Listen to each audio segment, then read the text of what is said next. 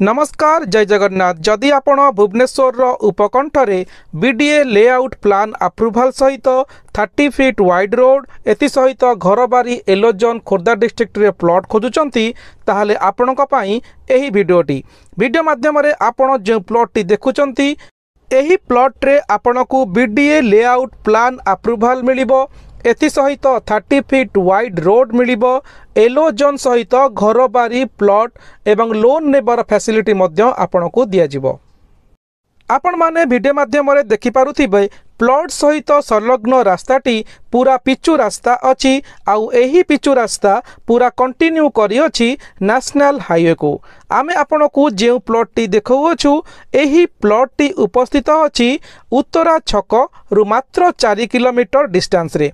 वर्तमान आपण देखि पारुथिबे एटा हेउची प्लॉट को संलग्न रास्ता आउ एही रास्ता पूरा उत्तरा छकरू डायरेक्ट अछि नेशनल हाईवे को लागिकी। आमे आपणकू एही प्लॉट रे पहुंचे पई दुईटी रास्ता आपणकू देखैबू जहा द्वारा कि आपण एही प्लॉट पाखरे अति सहज रे पहुंची पारिबे।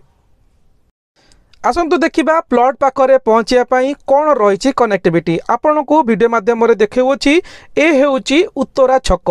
उत्तरा छकरू जदि आपण भुवनेश्वर पुरीआडे आसुचंती जस्ट एही ठारू ही आपण लेफ्ट टर्न करिवे।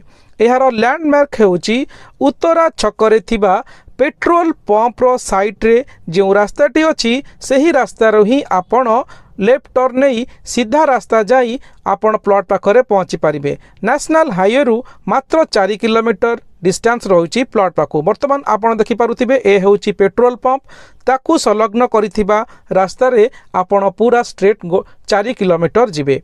वर्तमान आउ एक रास्ता आपण को देखै होछि ए हेउछि आपणकर गुड़िया पोखरी छक।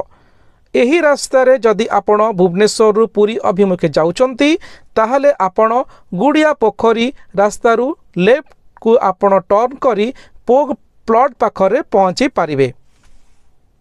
वर्तमान आपण देखि पारुथिबे गुड़िया पोखरी छकरू आपण लेफ्ट को जिबे एही रास्ता रे प्लॉट पाखरे पहुंचबा पई। डायरेक्ट रास्ता अछि प्लॉट पाखरू एनएच को पूरा पिचु एवं कंक्रीट रास्ता। आपण अति सहजरे प्लॉट पाखरे पहुंची पारिबे। एही प्लॉट टी आपण को बीडीए लेआउट अप्रूवाल सहित मिलिबो। 30 फीट वाइड रोड मिलिबो। घर बारी येलो जोन प्लॉट मिलिबो। आ प्लॉट टी खोर्धा डिस्ट्रिक्ट रे उपस्थित अछि।